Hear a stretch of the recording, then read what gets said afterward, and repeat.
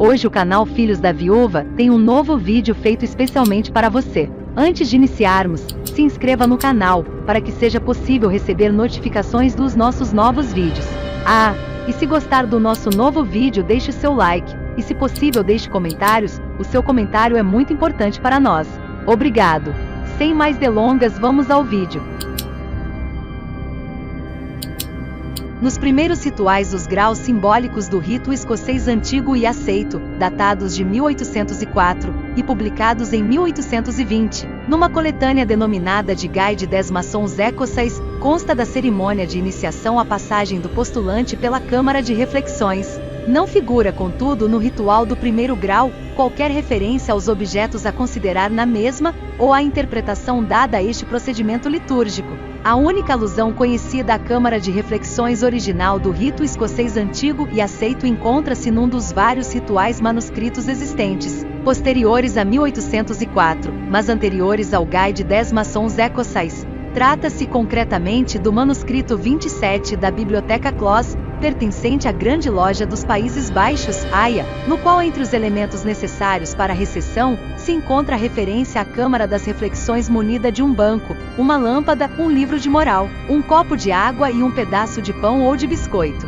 No discurso de instrução deste ritual, podemos encontrar a interpretação simbólica dada ao procedimento. Assim, a câmara obscura na qual fostes preparado. Recorda-vos que é no segredo e com um profundo recolhimento que é necessário pesar antecipadamente a sequência das vossas iniciativas, para que elas não venham a ser desafortunadas ou perigosas para vós próprio. Hermenêutica esta na qual podemos encontrar um claro sentido racionalista, expresso no princípio de que o pensamento e a prudência precedem a ação. A primeira descrição mais consubstanciada de uma câmara de reflexões, neste rito, apenas surge em 1829, na revisão dos rituais realizada pelo Supremo Conselho de França, publicada sob o título de Anciens Cahiers 5829. Ficamos a saber através deste ritual que esta câmara é obscura, somente iluminada por uma pequena lâmpada antiga. O interior representa uma gruta, sobre as paredes da qual se lêem diversas frases como estas. Segue-se a mesma enumeração de mensagens, já anteriormente definida no Regulateur du Maçon, para o rito francês. A descrição prossegue com as seguintes referências.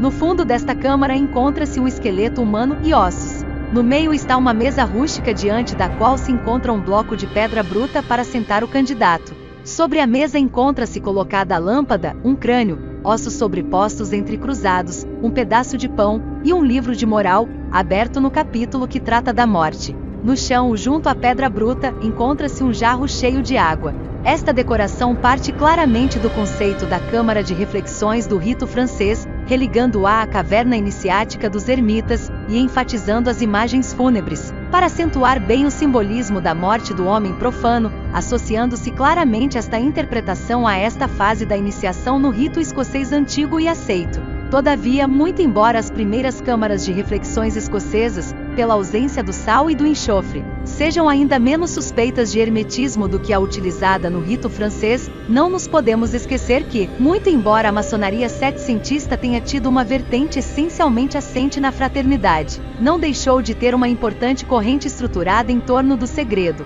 Todas as distintas formas de esoterismos ocidentais, alquimia, rosacrucianismo, cabala hebraica e cristã, templarismo, que ao longo dos séculos XVI e XVII se desenvolveram com ampla proliferação bibliográfica, atingiram no decurso do século XVIII uma divulgação até aí inexistente, através de um grande incremento na tradução e republicação das obras escritas nos séculos anteriores, por autores tais como Raymond Lully, Arnaud de Villeneuve, Paracelso, Michel Mayer, Basile Valentin, ou Cornelius Agrippa, entre muitos outros. Esta circulação de ideias levou a que na segunda metade do século das luzes, numerosos maçons se tenham interessado pela alquimia, e que diversos alquimistas tenham encontrado na maçonaria o local privilegiado para a realização da grande obra, entendida como um conjunto de manipulações concretas, destinadas à descoberta da pedra filosofal, ou como uma forma de espiritualidade visando a elevação do ser, através de uma união mística com o seu Criador.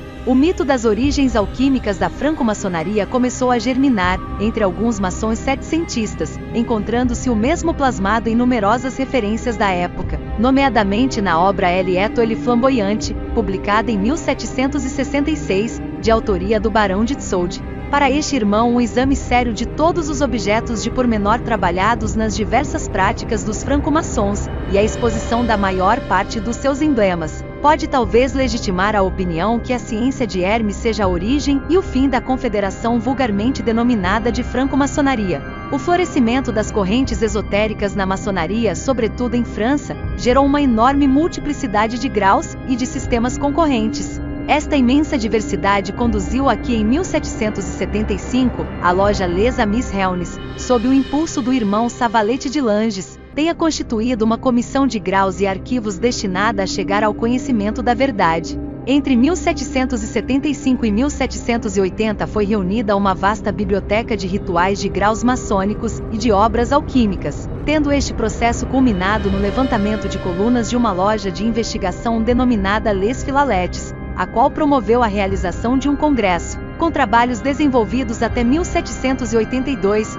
no qual os maiores nomes do ocultismo maçônico da época, tais como Cagliostro, Mesmer ou Toussaint du Chantial, vieram apresentar as suas ideias. Historiadores recentes como Charles Porset defendem que Savalete de Langes, cujas ligações a correntes racionalistas enquadradas no chamado iluminismo radical são hoje conhecidas, pretenderia realmente com esta iniciativa fazer compreender aos irmãos das várias tendências que nenhuma detinha de facto a verdade.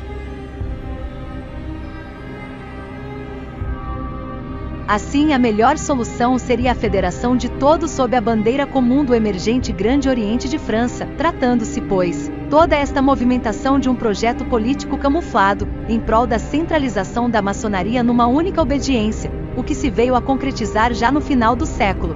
Como síntese das opiniões da época sobre este tema, não deixa de ser curiosa a posição do irmão Villermoz, que veio a desempenhar um papel determinante na estruturação do RER.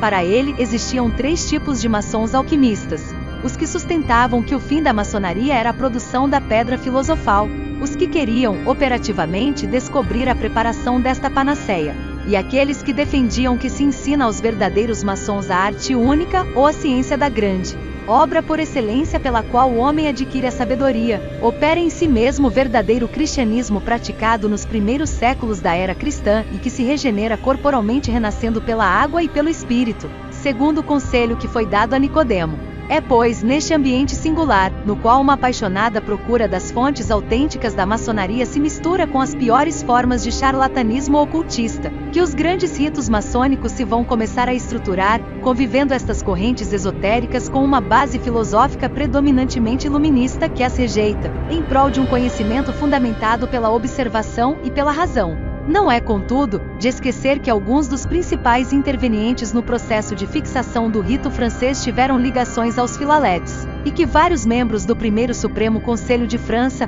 do rito escocês antigo e aceito, tinham pertencido, na origem do seu percurso maçônico, à loja-mãe escocesa de Paris, Saint-Alexandre d'Écosse, na qual se praticava o rito escocês filosófico, que era um rito hermético.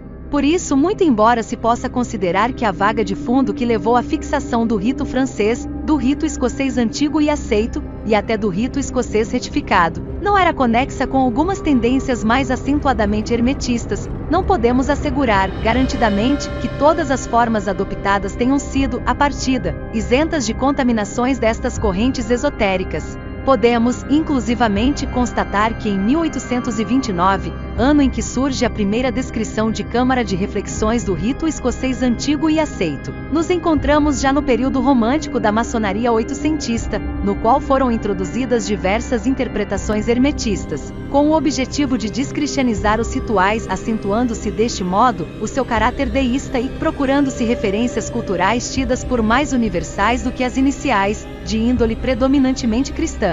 Entre os autores deste período começou, pois, a ser frequente uma religação da iniciação maçônica às iniciações aos mistérios do Antigo Egito, ou ao processo de transmutação alquímica, sendo a Câmara de Reflexões frequentemente associada a uma caverna onde decorre a prova da terra, ou ao Atanor onde se realiza a fase da obra em negro. Um dos autores maçônicos mais profícuos nesse sentido, Jean-Marie Ragon, identifica claramente a passagem pela Câmara de Reflexões com a prova da terra, no seu ritual do aprendiz, ligeiramente posterior à revisão mura do rito francês, realizada em 1858. Esta interpretação encontra-se igualmente presente nos primeiros rituais dos ritos egípcios, Misraim, 1820 Mênfis, 1838. Daí não ser de estranhar a introdução do símbolo sal e enxofre na câmara de reflexões do rito escocês antigo e aceito, o que terá acontecido já na segunda metade do século XIX.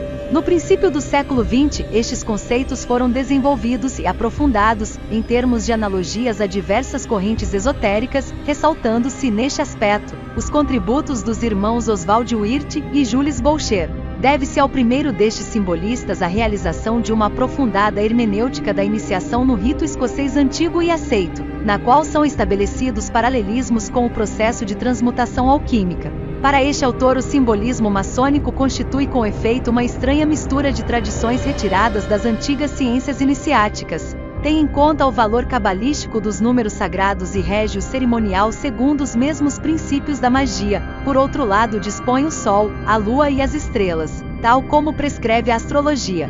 Mas é a alquimia filosófica, tal como a concebiam os rosacrucianos do século XVII, a que apresenta as analogias mais surpreendentes com a maçonaria.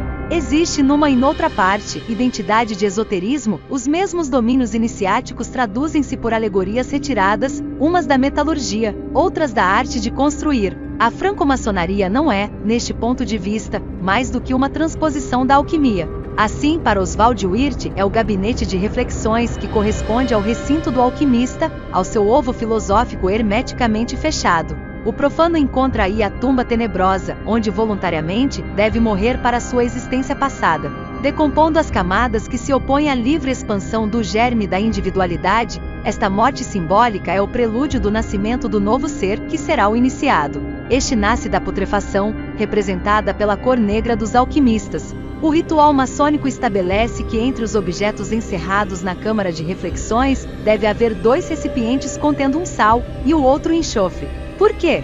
É impossível responder sem recorrer-se à teoria dos 3 princípios alquímicos: enxofre, mercúrio e sal. Nós do canal Filhos da Viúva ficamos felizes por você ter assistido ao vídeo até o final. Se ainda não for inscrito, faça sua inscrição, para que seja possível receber notificações dos nossos novos vídeos. E se gostou do nosso novo vídeo, deixe o seu like, e se possível deixe comentários, o seu comentário é muito importante para nós. Obrigado! Até o próximo vídeo!